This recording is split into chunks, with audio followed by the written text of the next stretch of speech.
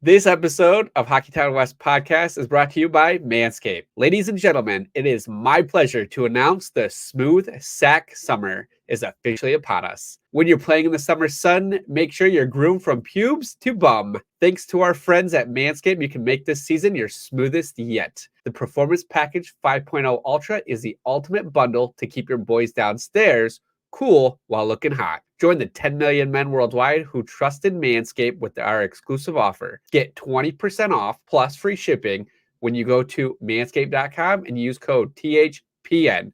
Summertime and the trimming is easy.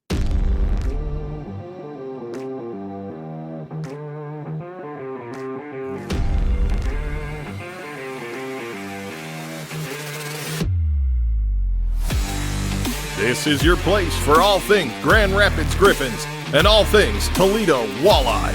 This is the Hockeytown West Podcast with your host, Brandon Cook and Nick Harrington.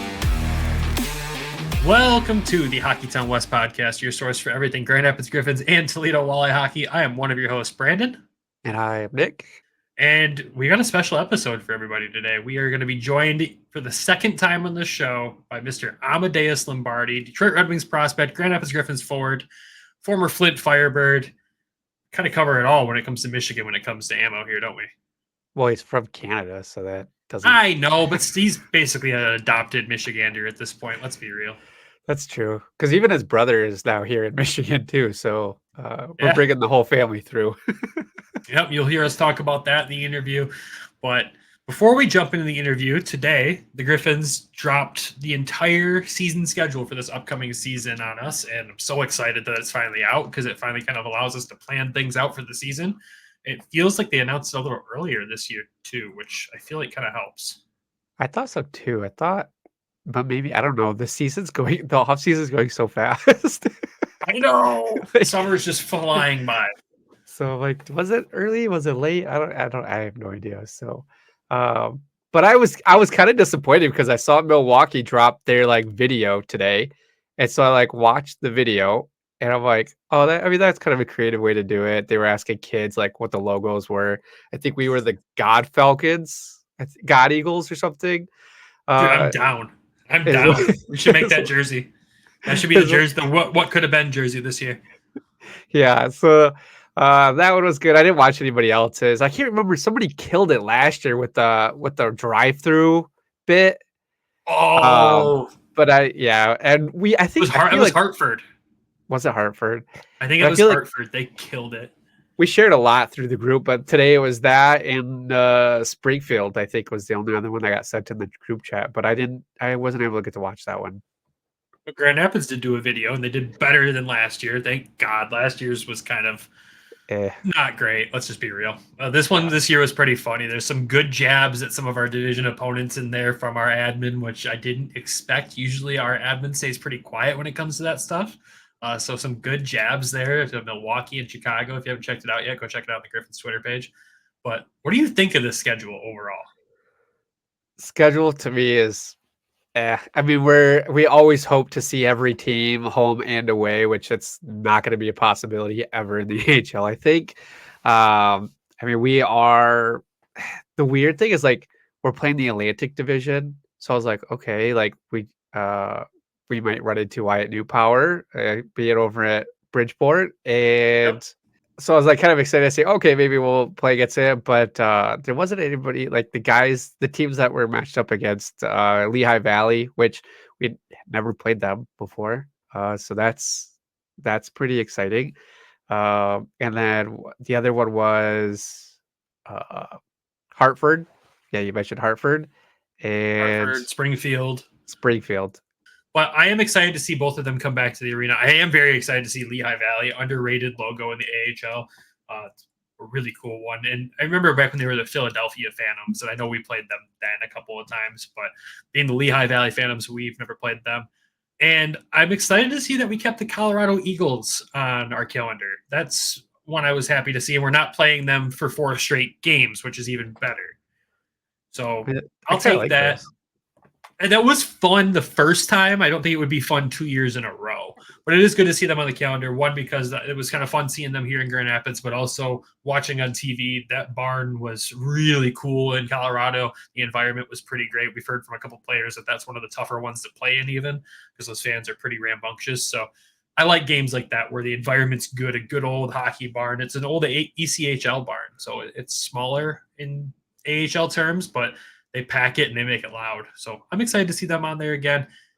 I don't understand why we're playing Rockford as many times as we are again this year. What is it, 12 times this season again? Which is ridiculous. There's one point I think we play them 7 times within 12 games that we play.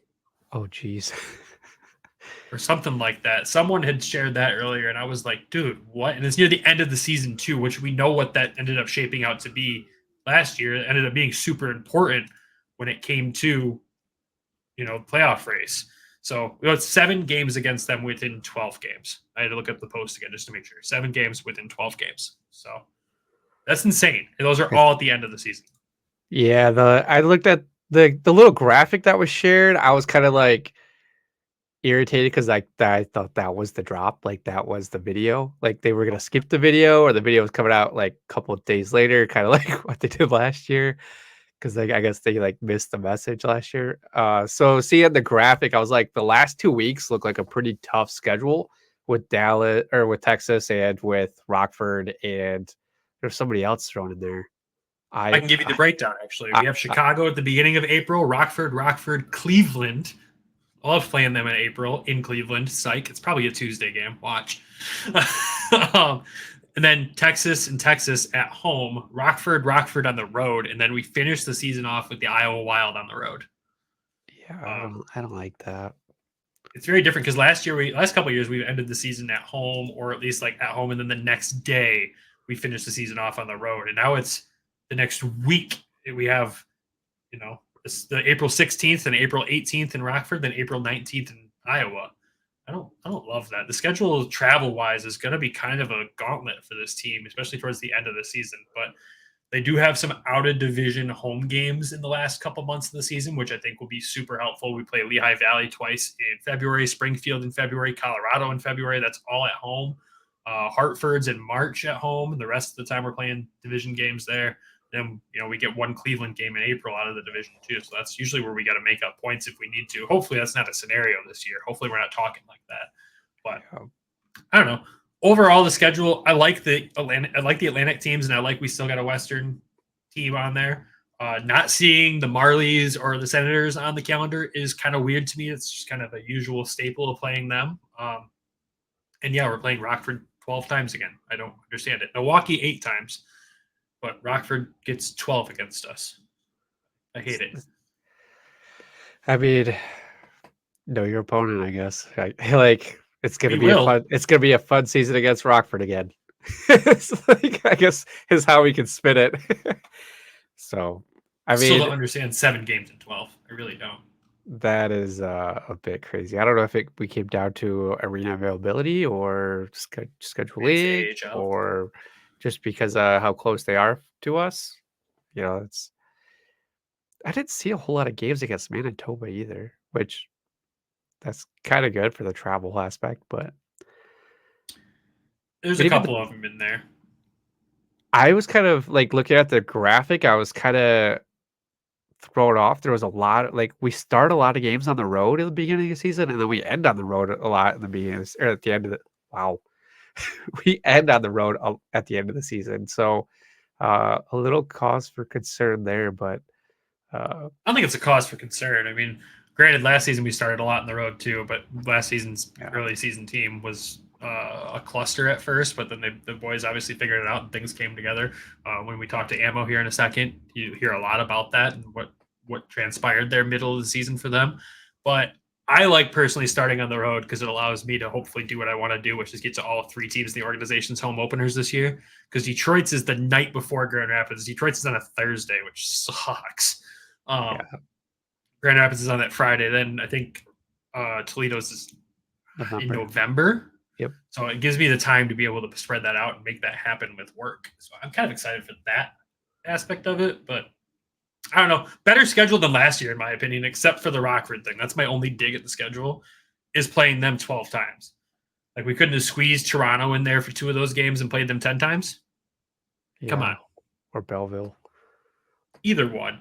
Speaking of Belleville, actually, that you say that, they dropped their schedule video today, though, too, and they might take the cake for the best team to do it today because they used a bunch of animals from their local humane society to show off the other teams. You'll have to watch it. It's pretty freaking cute. So I like the way the Wings did theirs with the school bus with Alex Lyon. that was pretty good. The other one that was pretty funny was the New Jersey Devils one. I don't know if I think I sent that one to you guys. That one was probably my favorite out of the NHL teams.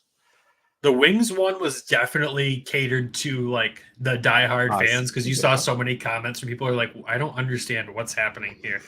The most criminal comment was, I don't understand. I don't know who the old guy is. And I'm like, what? There was a Wings photo in that person's Twitter photo. And they didn't know who. I hope it was just trolling. Like, they said they didn't know who Mickey Redmond was. I was like, what? No. But yeah, it should be an exciting season. I like the schedule. I just don't like playing Rockford so much. I just get bored of them. I hate Chicago. I hate the Blackhawks. I hate Rockford. Hey, we're gonna have to have a rival. So that's gonna be our rival besides Cleveland. I thought that was Milwaukee, or the Wolves. Like, I'd rather play the Wolves 12 times. Well, yeah, because the history there goes back forever. It should be an easy win. This year will be different. They have an affiliate. Yeah, the experiment is over. Yeah, thank God. But yeah, that's really all we had to lead into this interview today, right?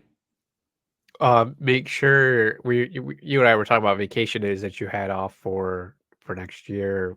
Yeah, so you'll want to put down February 1st so you can go see the Colorado Eagles. I know you're excited about that team. It is Princess Night as well. So is the running joke every year going to be that Princess Night's my favorite night when it's my least favorite theme night? Is that going to be the joke every year? The listeners know. On that note, let's send it over to Amadeus Lombardi. But first, we got to send it to DraftKings, get our ad applications out of the way. We'll send it over to him. Enjoy our chat with Ammo. We definitely did. It was a lot of fun. We got that coming up next for you.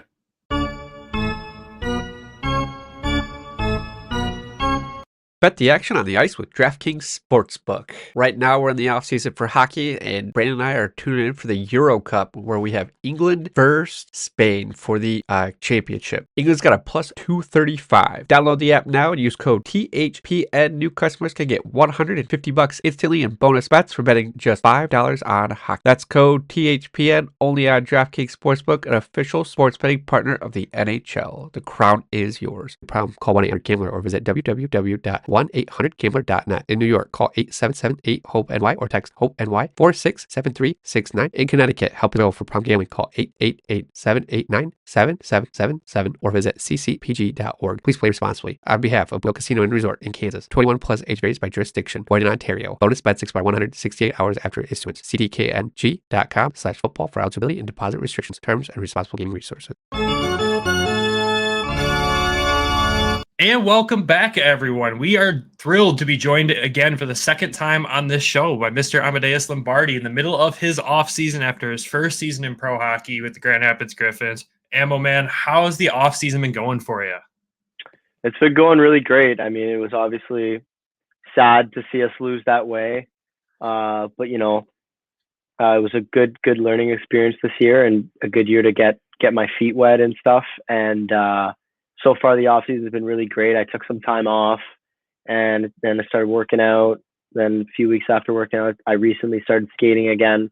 So it's been good. And I think the biggest thing has just been able to be, seeing family, spending time with my family, my little brother, my younger sister, being around them, seeing my friends, being home. All that's really, really good for me mentally, for everybody mentally. And, I'm obviously, getting to work and I'm extremely motivated for this summer, so it's been a good balance of that. That's good, man. I like hearing that. Yeah. You already look faster. More aerodynamic there. Yeah. No, that's good to be able to have the family time, be able to take that time to recharge and reconnect. I mean, it's you said on the last time we talked, it was 5.5 hours, so you weren't home very much throughout the season. So it's good to be able to get that time. Do you guys have any like family vacations? Anything planned? Anywhere you're going before So Travers? I was gonna during the season. I'm obviously Italian, and I have a lot of family in Italy. So I wanted to take my younger brother. He's never been. I've never been to Italy. I wanted to take my dad, who hasn't been there in a while, and my grandfather, who hasn't been there. He's getting older too now, so he hasn't been there in a while, and it's probably like one of the last times he'll get to go. So I wanted to take us all to go see some family, but that's got to be like a 3 week trip, a 2.5 week trip, and we played late in the season, and we just didn't get around to it. I didn't plan it well enough, so I think I'm going to plan it better for this summer, and like book it for the next off season, and I'll book it in like July, so that way at least I know and I have the time. But as far as this summer, we're just gonna go. Me, my dad, my brother, and my no. We're gonna go to Florida for like 5 days. My aunt lives in Florida. She works in Florida, so she's a singer. So we're gonna go there, see her, spend some time in the sun and on the beach, get away from everything for a little bit, and then come back to work. I'm obviously gonna still work out there, but sometimes it's good to get away, and especially with weather like that. So I'm pretty excited for that. Nice. That's good. Yeah. That's good. A little beach time. Family. Yeah, I Florida's love the always a good beach. option. I love the beach. So yeah. Speaking of Florida, did you get a chance to watch Stanley Cup Finals at all? Yeah, I watched it. I was watching it a ton. It was these year's playoffs was really, really good, and I had obviously I'm Canadian. I wasn't really cheering for anyone, but it would have been nice to see McDavid win a cup just for how much work he's put in and the seasons that he's had in the NHL and the playoffs that he was having. Would have been cool to see, but obviously it's good for Florida as well. Last year they made it to the finals. Losing is, I can't even imagine how that feels. So to go back the year after and win it, it's probably an incredible feeling. So, you see the positives to both sides of it. Yeah, and I mean, I'm with you there. I was cheering for the Oilers too on this one. I wanted to see them win it. I wanted to see the Canada streak end, and the way they came back was incredible. You're right. The finals was absolutely wild. It was fun to watch. Oh yeah. About the Memorial Cup at all? Did you get to keep track of that this year? You know what? We were a little bit. We were kind of still playing when it was starting up, and then when I got home, I was like, I'm going to take a week of not doing anything. I'm just going to chill out, get my mind away from everything. So I didn't really watch. I mean, I obviously kept up with it, but I didn't sit down and watch a game in the Memorial Cup. But it was still interesting to see. And obviously that final game was a crazy game. So yeah, unexpected. Yeah. Oh yeah. I know you're still rivals probably with Saginaw, so not great to see them in the finals, but it was good for the state of Michigan. It was good for Michigan, so that as long as it's good for Michigan, that makes me happy. But yeah, it's still. I mean, there's always going to be a rivalry like that when you're so close and you play against each other so much. And I still remember that playoff series we had against them last year. I really think that if we pulled through in that Game 7, we could have. We had a really good team, a really underrated team, and we could have actually. I think we could have surprised some other teams. So it sucks that had to come to an end like that, but. But yeah, I'm still a little bit bitter about that, but it's hockey, so it's good though. How do you feel overall about your first pro season, though? How do you feel? You said you don't like the way it ended, obviously. From a fan perspective, even for us being fans of this team for a while, I'm thrilled, even though it ended the way it did, because it was just such a massive improvement over the past few years. So from a fan perspective, I'm super proud of you guys. You guys did an incredible job. How do you feel, though, overall? We had such a special team and such a good deep team this year. It is bittersweet the way it ended. Not even bittersweet, just it sucks the way it ended because we felt like we could have really, really gone far. I mean, we did go far, but we felt like we could have given that extra push for sure. I know every guy in the locker room. I know the team we had, and we had a hell of a team. So that part sucks about it. And obviously we played against a really good team in Milwaukee. So that was just a fun. Both series were so fun to play in because the teams we played in were extremely, extremely good. We were both well matched up against each other. We were balanced. It was just two really good series. They were a lot of fun to play with. And as for me, as my first season, I think it was okay. I loved being around the guys. I think we had a great group, and I loved that part of it. And I loved that the team success we had and how good we played and the records we broke and the little run that we went on. I loved that. As for me, it was okay. I mean, I hold high standards, right? So I was a little bit disappointed with myself with the season that I had. I expected a lot more out of myself. I expected to play a lot better. And I think near the end of the year, I started to find my footing in the league and starting to, play with some confidence, and show like what I'm actually could do, what I'm meant to do on the ice. But I mean, it was an adjustment. It was really hard. The league is extremely difficult. It's extremely defensive. It's physical. It's hard to play in. But I'm definitely coming into this summer, definitely extremely, extremely motivated. I'm ready to go to work. I'm ready to make a big impact next year. It's what I want to do. I want to help the team. And that's part of the reason why I cut my hair. I just wanted to see a fresh start. And I wanted to not worry about anything else. I wanted no distractions. I just wanted to be focused on one thing and, work towards that. And I thought the best way to start my summer was to just shave my head. I haven't done it in years. I haven't had short hair in years. And I was like, I need a change. So that was also part of it. So I'm excited for next year, and we'll see what happens. I know talking with you, like when we ran into you during the playoff game, and then like even when we interviewed you last time when we talked with you, I mean, you're just so hard on yourself, man. Like even just coming into the league and doing as well as you did, like that was still like a major accomplishment. You have to kind of sit back and look at that too, though, Amadeus. Yeah. I get that point of it, and I'm obviously extremely thankful, and I'm extremely blessed with the situation and all that stuff, and I know that. But at the same time, I never want to be satisfied. I never want to, settle down, or no matter what, I'm always going to be hard on myself. I'm always going to strive for more. I'm never going to be satisfied with the way I play. That's just the way I am. I think like that's the way you got to be. If you want to succeed, you got to always push yourself further. You can never be satisfied. You could be thankful. It's good to be thankful, but you never want to sit back and say, okay, I've done enough. So obviously I'm extremely blessed and thankful to have been able to play my first year pro at a young age. But having said that, I didn't have the year I wanted to. Obviously, I expected a lot more from myself. So that's what I'm taking into the summer, and to really work way harder than I've ever before, and in hopes to make a big impact and help my team next year win a championship. That's the goal every year, right? To win a championship. And we're going to have another good team this year. So it should be really fun.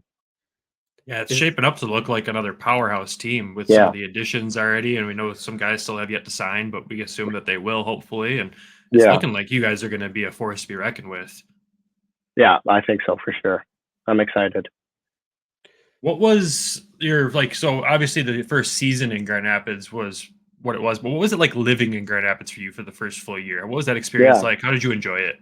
So I lived with Mazer. We lived downtown, which was a lot of fun.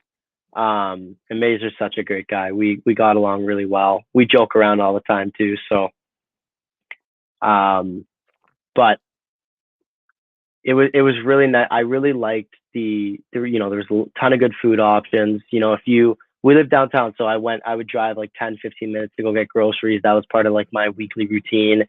And the apartment we were in we got a really good spot.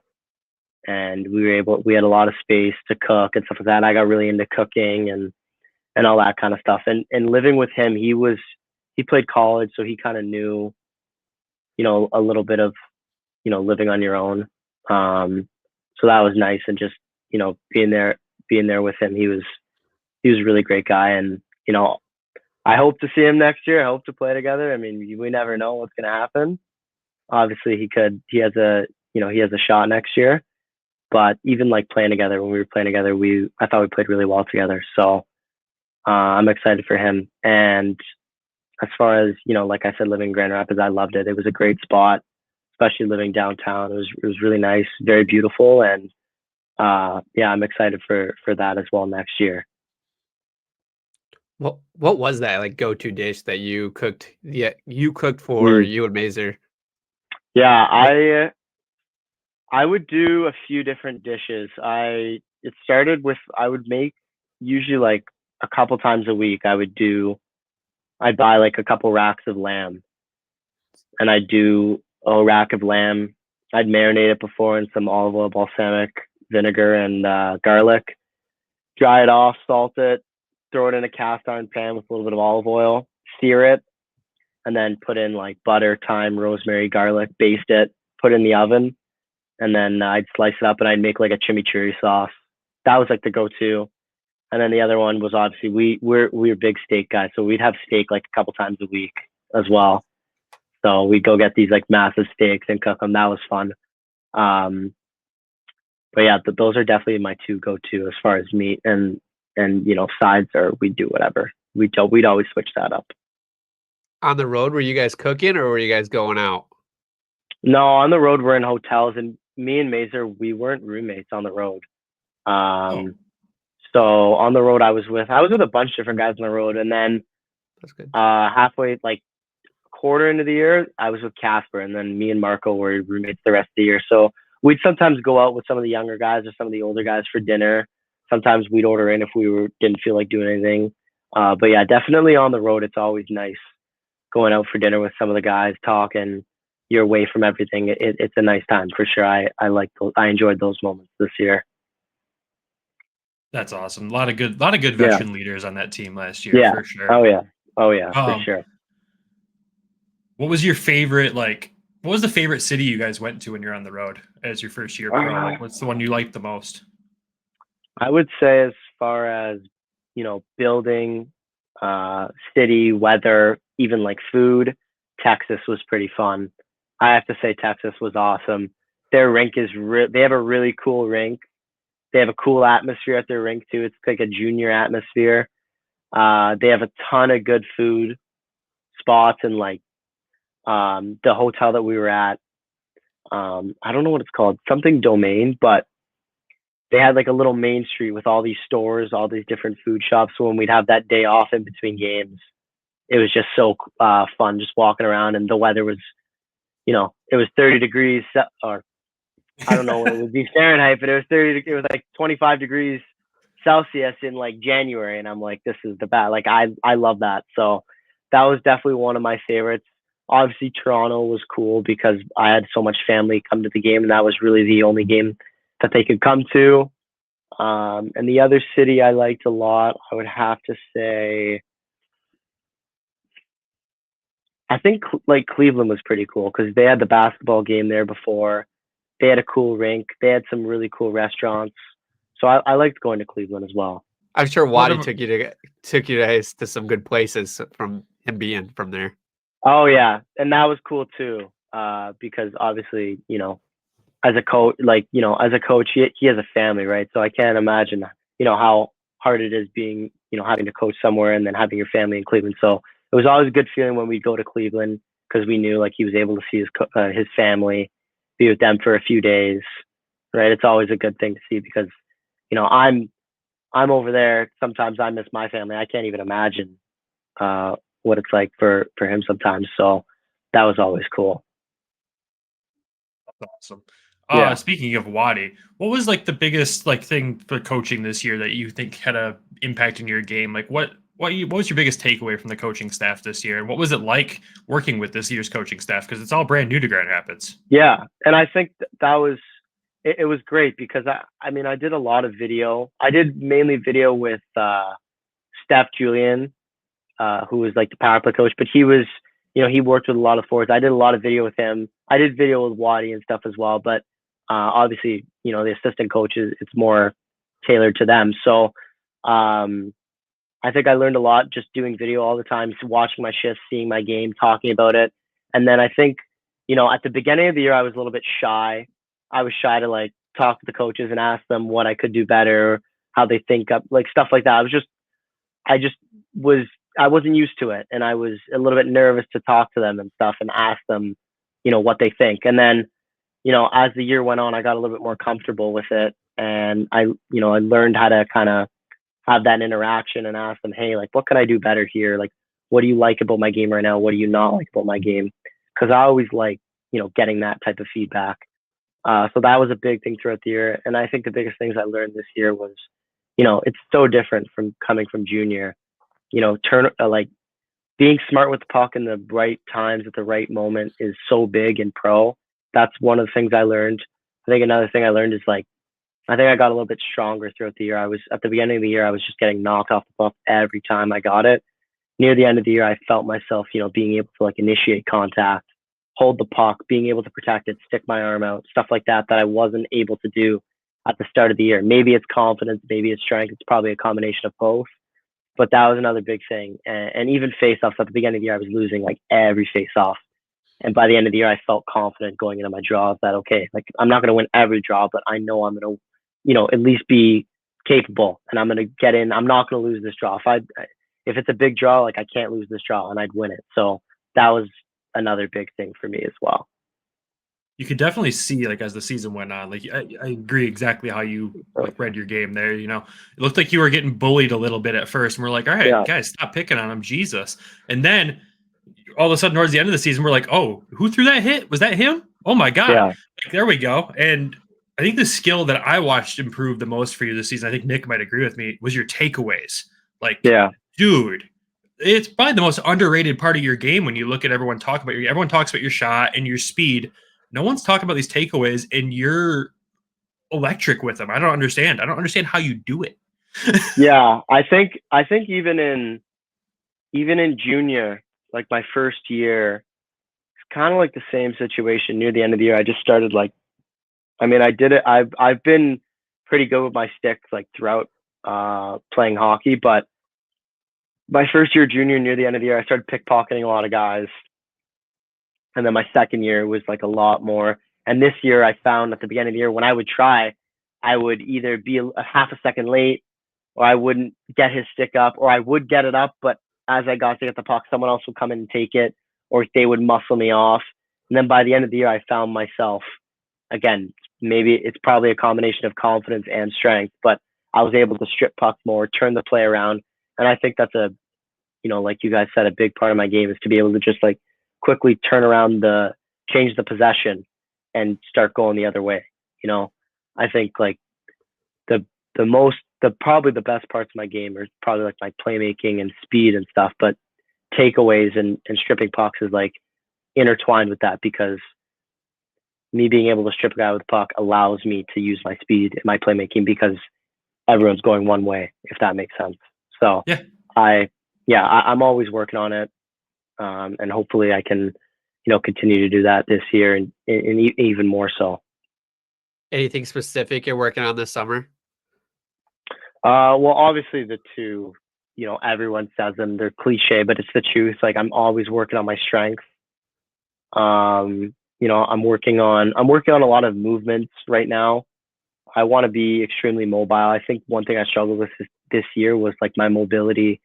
So I'm working on that a lot and becoming, more flexible, extremely mobile, so I can be strong within those movements. Obviously strength in general is something I'm working on, trying to put on weight. And then the biggest thing for me is obviously my shot, not just the power, but being able to shoot through guys, get it off quick, shooting under sticks, stuff like that, because I found myself a lot this year. I only scored 5 goals, right, in the regular season. And I found myself a lot of times I was just looking for that perfect shot. I'd make a move on a guy, I'd have it, but it wasn't a grade A shot. So I'd make another move, try and get it, and it would get knocked away or something would happen. And I think something I need to learn is to, sometimes take the B+ shot, learn how to shoot through a guy's stick, under a guy's stick, through his legs, shoot through traffic. So that's a big thing that I'm working on this year. And hopefully it'll allow me to score more goals or create more goals for my team off of rebounds as well. So those are probably the biggest things for me. Maybe try what Bergie does and just close your eyes and shoot. That's what he said. That's what he claims. Well, I don't believe him.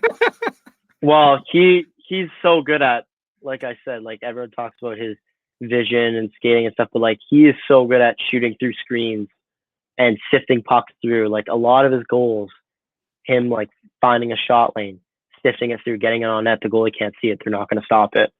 it doesn't have to be crazy hard. And that's something that I was trying to learn this year is like, doesn't need to be a rocket every time. And I know I don't have the hardest shot at all, but if I can just work on, finding lanes, shooting pucks through guys, and taking, not always looking for that A+ grade A shot, I think it'll help me score more goals for sure.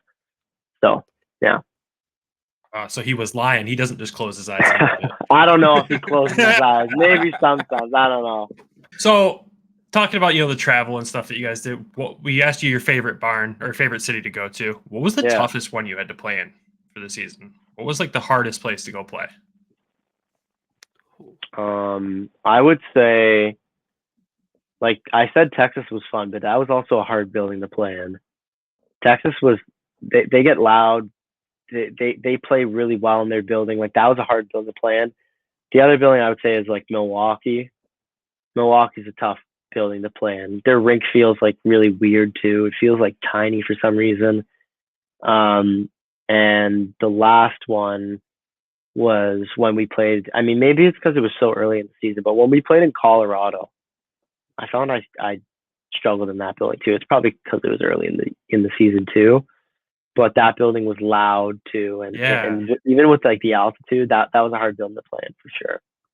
I remember that crowd being really loud watching those games on TV. And I was pretty impressed. For an AHL crowd, they got into it. So yeah, that was impressive. Yeah. That was a fun city too. It was the first road city we went to, so I wasn't as, obviously it's a little different, but that was a fun city too. That's a cool place. I'm excited. I think we go back there this year. That'd be cool. It was a fun one for the fans because we hadn't seen you guys play them ever. So for the first 4 games of the season, turning into a little playoff series, I was like, oh, this is kind of fun. Yeah. I mean, playing them 4 times in a row was a lot, but it was, it was still fun. Yeah. And going there was cool. So, yeah. What was the biggest difference between playing pro and then juniors on the road? Just like the travel's just not as far in junior. I mean, it is, but I mean, playing in Flint, we did travel a lot, but we also had games where we would travel an hour to Windsor or 50 minutes to Sarnia or 30 minutes to Saginaw, 2 hours to London. We obviously had other things where we had to go further, but the way they scheduled in the OHL is like if we had to play a Sudbury, we would play, Kingston and North Bay first, stuff like that, like they would separate it. I remember we had to do like a Peterborough, Ottawa, Kingston trip. So we played Peterborough, which is like 5.5 hours away. Then from Peterborough, we went to Ottawa, which is only like 2 hours, played in Ottawa. Then after Ottawa, we played in Kingston, and it was an afternoon game. So like that, it's not as bad, right? Whereas here, they're long bus trips. There's a lot more staff on the and people on the bus. So that part is different, but I mean, it's pretty similar, I'd say as well. Did you take the bus to Texas? Did you guys fly? No, we would fly to Texas, Colorado, Manitoba, and where else did we fly to? I think that's it. Jeez. Iowa's a long bus trip. Iowa was a hard bus trip. Iowa was a long bus trip, that's for sure. Who were like the guys that were always trying to do the entertaining stuff on the bus? You always hear the stories about guys playing cards or whatever. Who are those guys that are always trying to have the good time on the bus and the team? Well, I mean, I was a rookie. I was way up front of the bus. I almost couldn't even see to the back. That's how far up I was. But there's always guys. There's always like the same group of guys at the back playing cards or playing poker. Sometimes I would hop in a poker game near the end of the year, and then we had like a group at the front of us, like rookies that would play cards. We'd play like schnarps, or sometimes we'd play poker. So yeah, there was definitely a couple characters on the bus. I'd say Kosa was a character. He was always back there with the older guys. Then he'd come up front, play with us. Like he was all over the place. So he's such a funny guy. Yeah. As the season started, Dan Watson said he wanted this team to become a road team and felt like you guys would build like your guys' brotherhood essentially on the road. Do you feel like that's something you guys accomplished, and like what kind of steps did he take as a coach to get you guys like in that mindset? Well, I think what he did a good job of is, communicating to us, like, first of all, communicating that to us at the start of the year. And I think every time we went on the road, it was like we grew a little bit more, we grew a little bit closer, especially like those longer bus trips, or like when we do team dinners, team outings, all that kind of stuff. That just brings you closer as a group, and it helps you. It helps you on the ice. I remember, especially like maybe a quarter way through the year, we had our like team party in Texas, like our rookie party in Texas, and that was like a really big, like that for me was like I saw a big change, because I saw guys, like a lot of us came together, because you do like a rookie scavenger hunt, you're all together for the whole day, and that was cool because we were in a different state, good weather, it was beautiful, all that stuff helps. But on that trip, like I noticed a lot of guys start to come together, and that's when we kind of really gelled as a team. Now that was a big step for me. I mean, every time we went on the road, there was little steps, but that Texas trip was definitely a big one. So I would say that one for sure. And then obviously after that, everyone gets to go home for Christmas, so you're in a good mood, right? You get to see family, you come back, and you're ready to go for business. So I would say that trip for sure. That's funny that you say that, because like when we started the season, we kind of knew like new team, new coach, a lot of new players were coming in, and you get a lot of foreign players as well. And we're always like, about Christmas time is when they should start gelling, when everything should start going together. And it's been referenced back with Wadi on a couple interviews of like that Christmas, like right around Christmas break. But it sounds like that scavenger hunt, that, the rookie party, all that really helped gel that together a lot more too. 100%.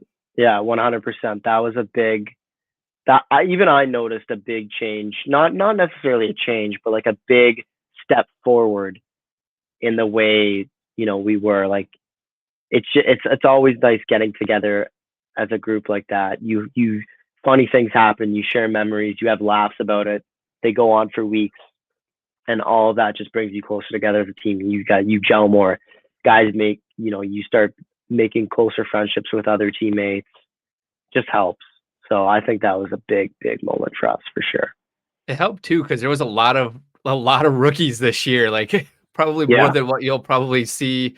I mean, what we'll probably see in the next few couple years, being here in Grand Rapids. There was a lot of rookies this year. Yeah, a lot of young guys in general too. Like maybe not even rookies, but just like young guys. Like we had guys like Hannes and Kosa who like aren't really rookies, and then the rookies were obviously myself, Maze, Marco, Wally, Auntie, right? Vero was there last year, so he's not a rookie, but he's still a young guy. It's like we had a lot of rookies and just a lot of young guys in general. So is Auntie Tuomi still a character, or is he a pretty quiet guy? I perceive him as a pretty character. He's really, really quiet, but then when you talk to him, he's like an underrated, low-key funny guy. Like he makes me laugh a lot but I sat beside him in the room.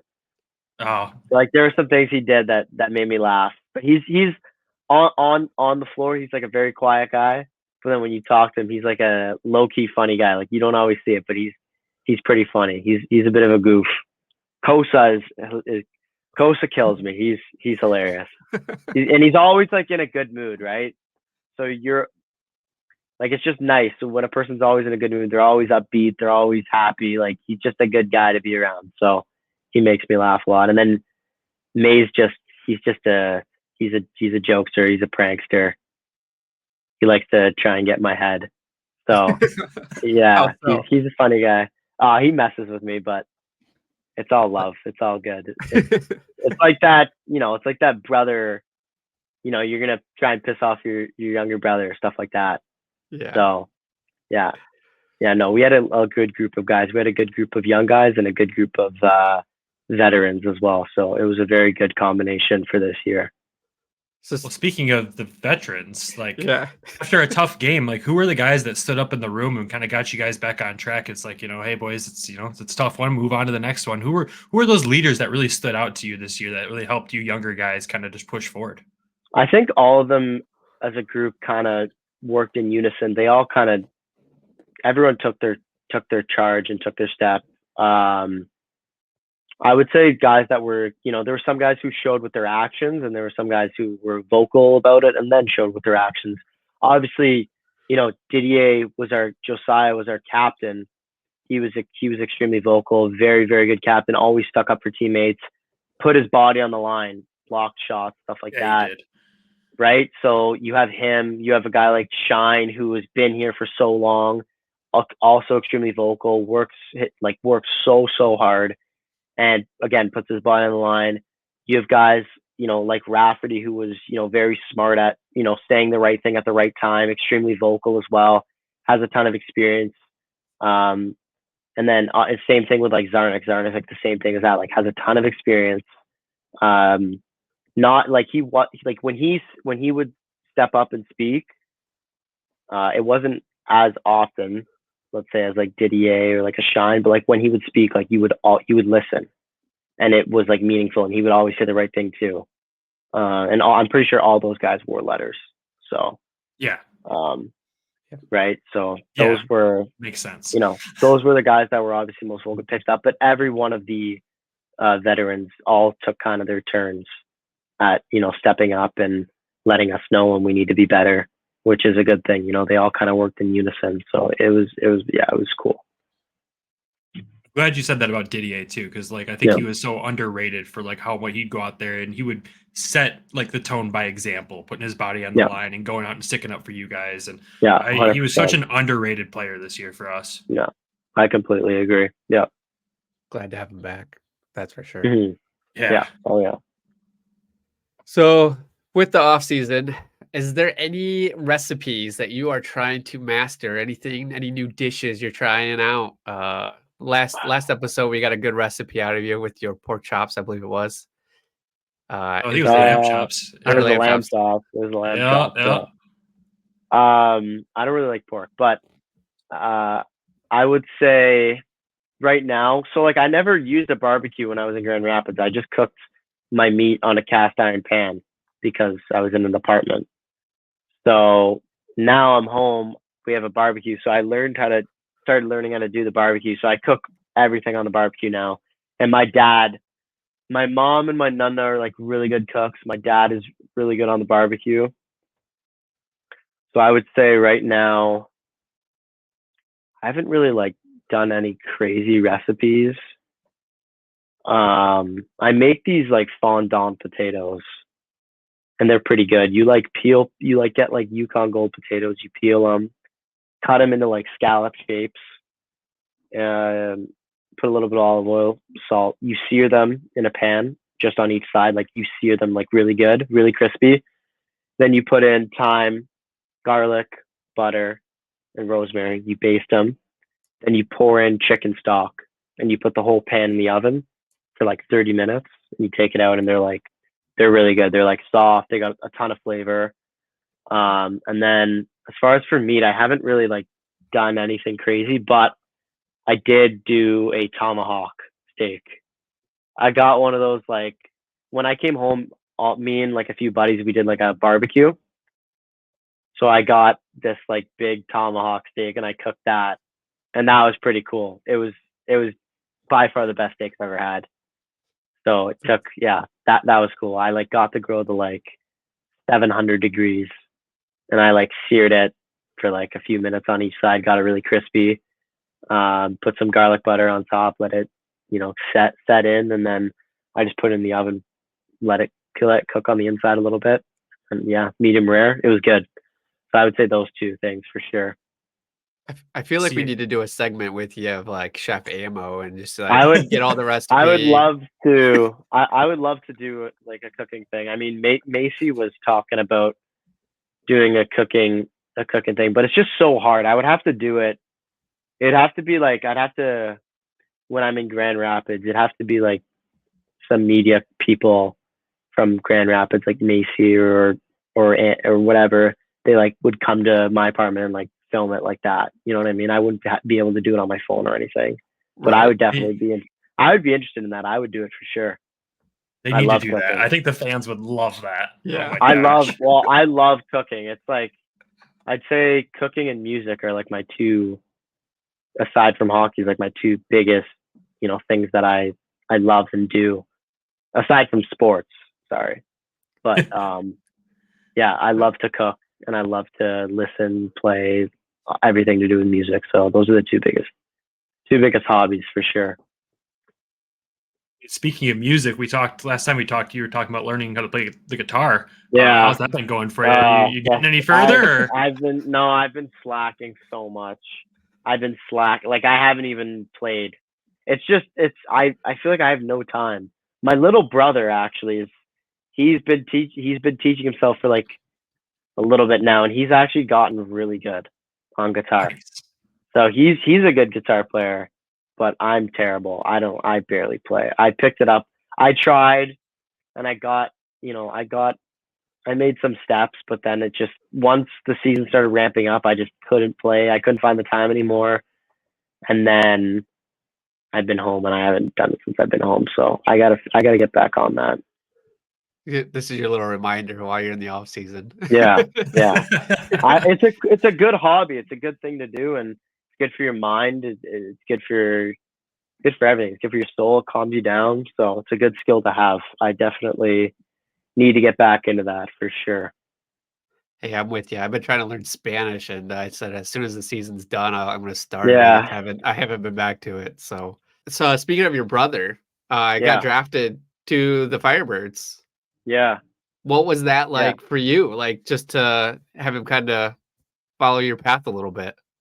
Yeah, that was obviously really cool. I mean, I feel so bad for what happened to him in his minor midget season, because he's such a good player, so smart. He's like, we're very similar on the ice, but the only difference is that he's huge and I'm not. That's like the only difference. You know, I have my speed, he has his size, right? But we think very similarly, we play very similarly, and he's so good. I love watching him play, and he was having such a good season, and he was, rated extremely highly. And then about a quarter way into the season, he slid in the boards and broke his ankle. So he missed the rest of the season. He was casted for like 8 weeks. He was supposed to be booted for 4. He ended up getting out of the boot in like a couple days, and he started playing because they were in the playoffs. So he wanted to play, and obviously couldn't skate. So that just dropped his stock, immensely. And then he had the OHL combine. He couldn't do anything there on his foot. And again, he couldn't skate. So that dropped his stock even more. So now he slid super late when he really shouldn't have. I really think that he has so much potential, and I'm really excited for him and what he could maybe do this year, whether it's, with Flynn or whether he has to play junior or midget. Like, I know he's just going to thrive, and I'm super excited for him. So he's been working extremely hard, and I'm very excited for him. Did you give him any advice about playing there? I mean, he's been around, so he knows. It was different for me because I went into the OHL at 18. He's sick. He just turned 16 like a couple days ago. So that's a big 2 years is a big jump in maturity, especially for boys. But I would say, the little things, right? Cleaning up after yourself every morning, making your bed, little stuff like that is like, it's good for your mind, right? And if you get into a habit of being, lazy, not that he's lazy at all, but if you get in that habit of being lazy, you don't take care of yourself, it's going to affect you in every other aspect of your life. So if you can dial in those little things, getting, a good sleep schedule, even reading, making your bed, all that stuff, it just translates over, especially health and food and stuff like that. So that's kind of what I've been talking to him about, because I know what he can do on the ice, right? So the stuff off the ice, that's what separates people and players. So, yeah. Well, basically, my takeaways from that is, with how his injury was and everything, Flint might have a little bit of an underrated player on their hands that, with recovery, could be a big deal for them. I think I think so. I think he's really gonna, I just think he's gonna surprise a lot of people. I mean, I went really late in the OHL draft. I went 13th round because of my, obviously I was really small. I was on not a very good team.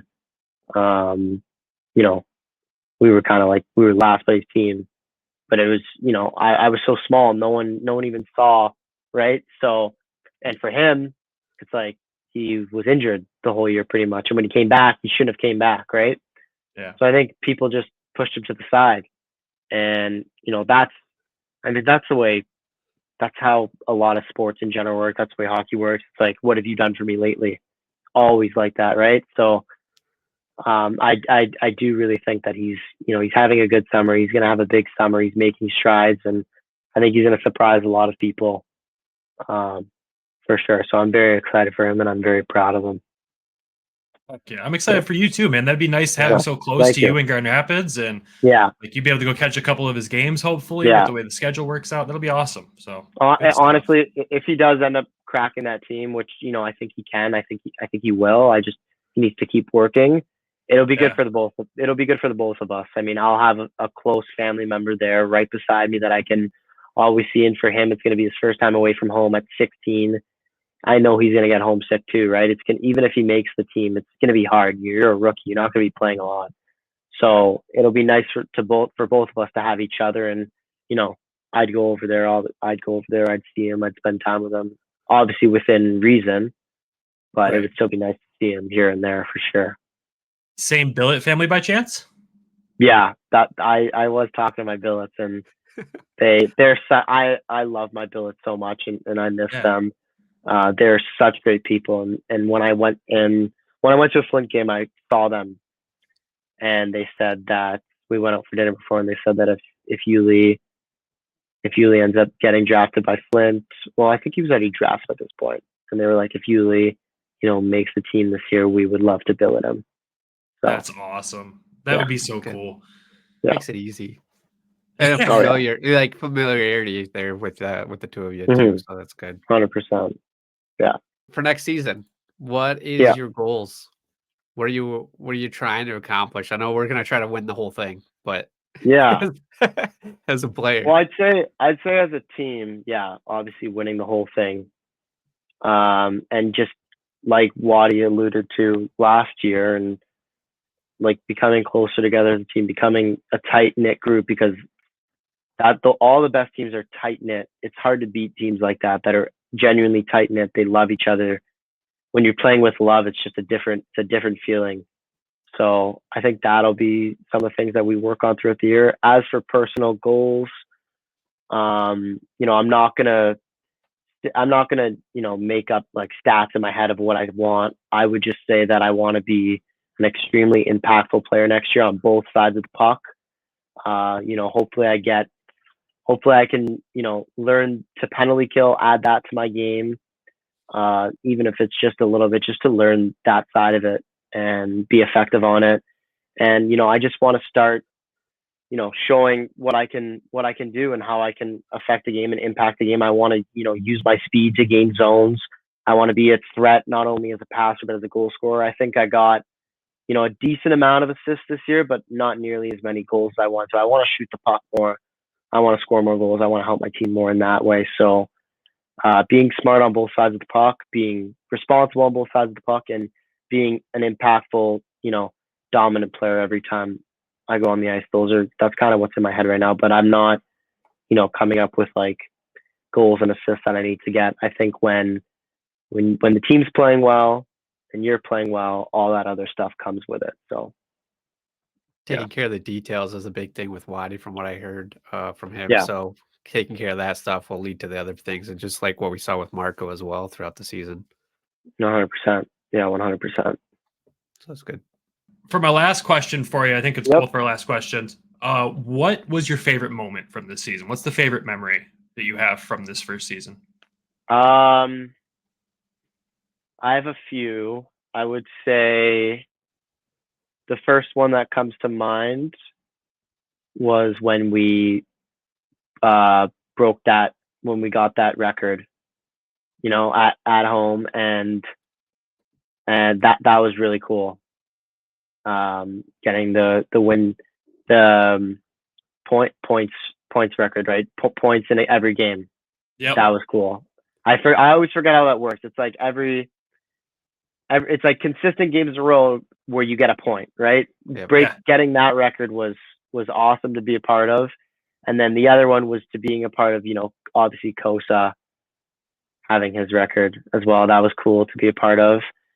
And then I would say the last one is winning that playoff series against Rockford was awesome to be a part of. And obviously, there were so many great moments, even though we lost that Milwaukee series, coming back from behind in that game 4 to tie, to send it to game 5 was amazing. Like coming back at home like that was amazing. Obviously winning that series against Rockford, who was a really, really good team as well. That was awesome. And then I guess I'll throw in one kind of personal one. Obviously, scoring my first goal was a crazy, crazy fun feeling.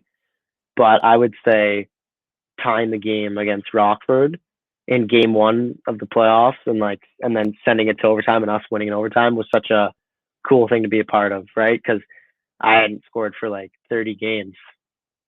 And that whole day I was just saying, I'm scoring tonight. I don't care. I've scored so long. I'm doing something tonight to help my team. And it ended up being a late goal. It was a great pass by Spiza. Left speed drove all the D back and opened up a lane for me. And that was just a cool moment to help my team. And we won the game and won the series. And that was awesome. So those are probably the 4 that I would say for sure. You can tell you let it all out in that celebration too on that one. You were pumped.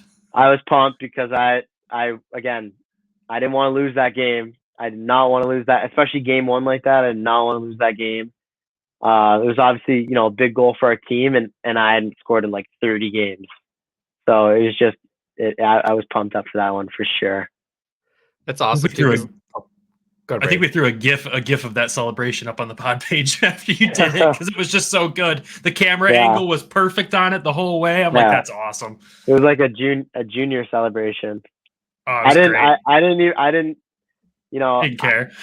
No, I was like, I just did the first thing that came to my head. So no, that was a cool moment for sure. Because last time we talked, we were right in the middle of the 9-game point streak. We were at 9 games at that point, and then we'd ask you what your favorite memory was, and you're like, well, a lot of it's playoffs, and we hadn't gotten there yet. So it's good to be able to see full fruition of that happening, and then getting the goal during that time too. So huge gets there for you. Thank you. Yeah, man, thank you so much for taking time out of your offseason to do this with us. It's always a pleasure to chat with you. Look forward to this next season, but enjoy the rest of the off season. Like you said, you're putting that work, but make sure you take that time to relax too, man. You earned it. So thank you. I appreciate that. Hopefully we'll get to talk to you again soon. Yeah, 100%. You guys have a great summer as well. I hope you guys are having a good off season and enjoying time there as well. And I appreciate you guys having me on. So thank you. Thank you. Next time we'll do the cooking show. Sounds good. I'm ready for it. And welcome back to just us now. It's not as fun, I know. It's just us two. No Amadeus Lombardi, but that was fun, man, wasn't it? Yeah, it's always good reconnecting with him, especially at different parts of the season. But I had rewatched the interview that we had done with him previously just to kind of get some follow-up questions or anything that I missed. And I was really looking forward to talking with him. And I thought he was going to have that luscious head of hair, but he threw me off when he came out. I'm like, wait, who is this kid? So yeah, that definitely threw me off right away.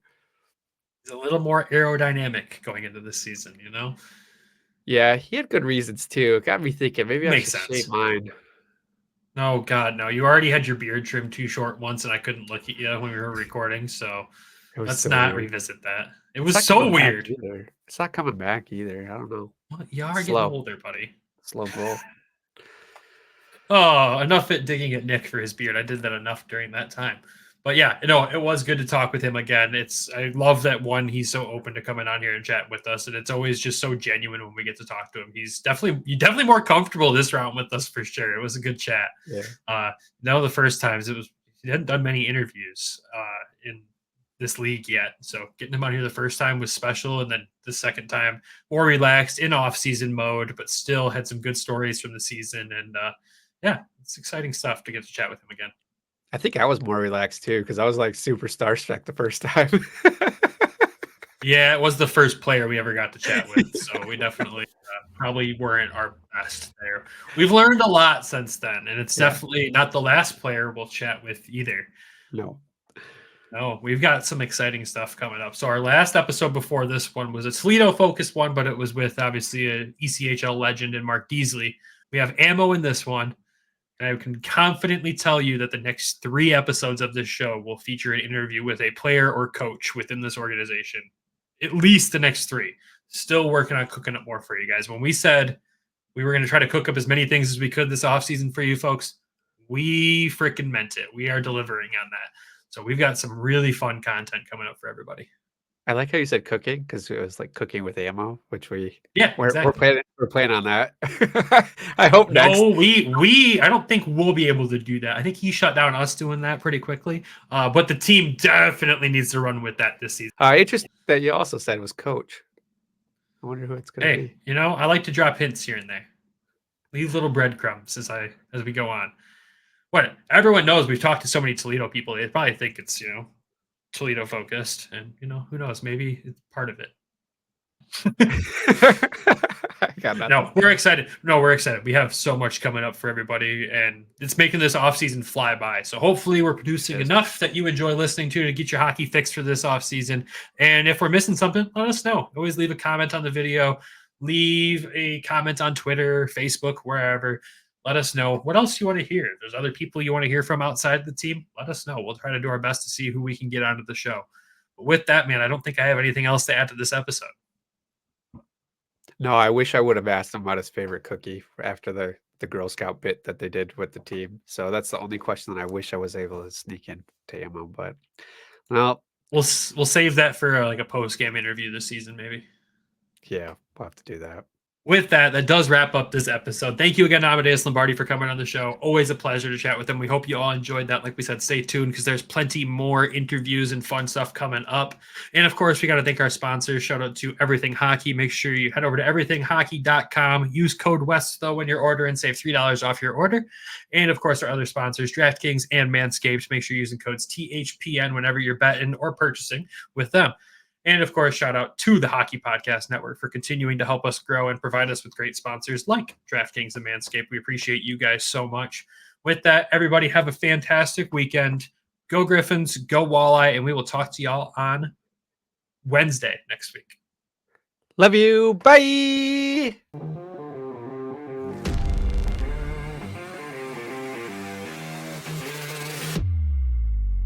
Thank you for tuning in to the Hockeytown West Podcast. Be sure to check us out on Twitter at HockeytownWPod and your host, Nick at GR Hockey Guy and Brandon at Brandon GR Hockey.